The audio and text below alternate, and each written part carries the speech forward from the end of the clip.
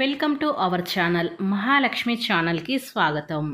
ఈరోజు మన ఛానల్లో కుంభరాశి వారి గురించి తెలుసుకుందాం. జూన్ 15వ తేదీన ఆదివారం రోజున అయితే వీరికి అతిపెద్ద గుడ్ న్యూస్ అనేది రాబోతుంది. కాబట్టి వీరికి ఎలాంటి గుడ్ న్యూస్ రాబోతుంది, అలాగే వీరి శుభ అశుభ ఫలితాలు ఏ విధంగా ఉండబోతాయో పూర్తి అంశాలని మన ఛానల్లో స్పష్టంగా తెలుసుకుందాం. అంతకన్నా ముందు నా చిన్న రిక్వెస్ట్ అండి, వీడియో పూర్తిగా చూడండి, నచ్చితే లైక్ చేయండి. అలాగే మన ఛానల్ని కొత్తగా చూసినట్లయితే సబ్స్క్రైబ్ చేసుకోవడం మర్చిపోకండి.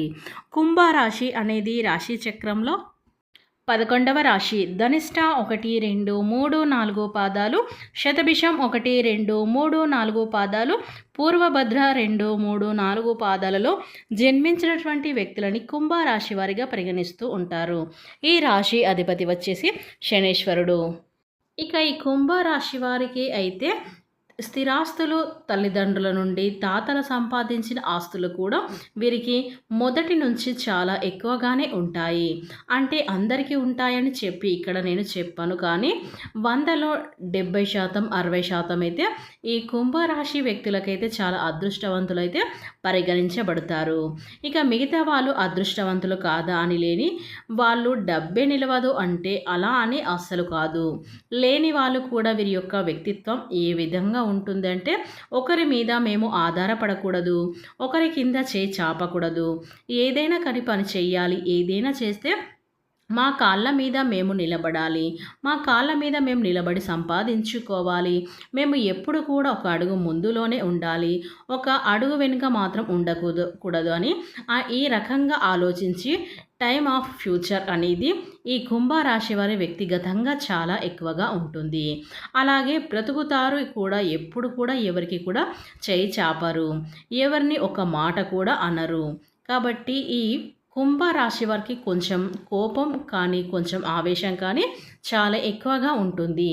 నిజానికి మనం మాట్లాడుకోవాలి అంటే గనక నిజాయితీ పరులకి ఆవేశం, కోపం చాలా ఎక్కువగా వస్తుంది.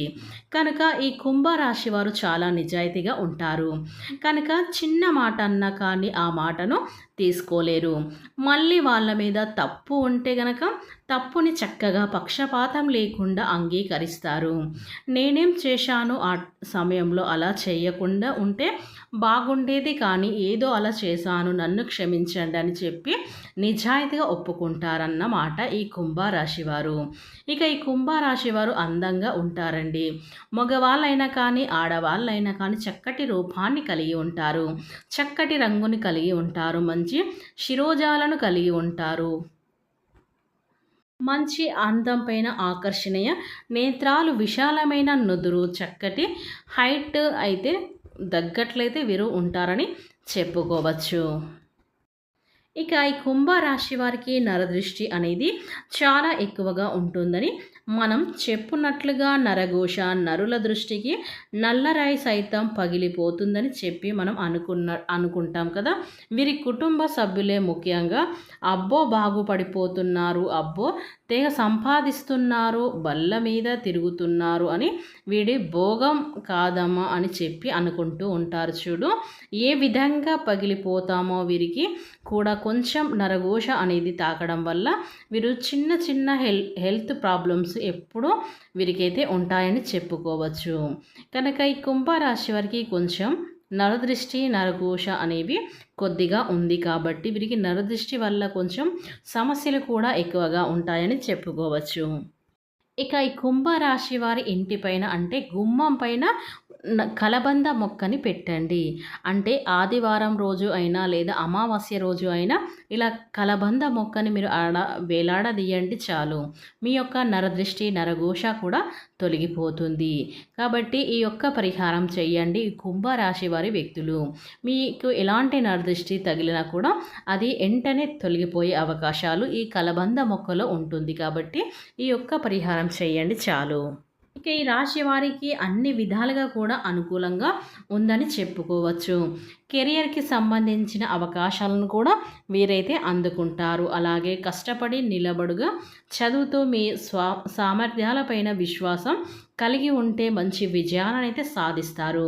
మీకు ఉన్నటువంటి సమస్యలన్నీ కూడా పోతాయి, మరింత ఆత్మవిశ్వాసంతో ఉంటారు.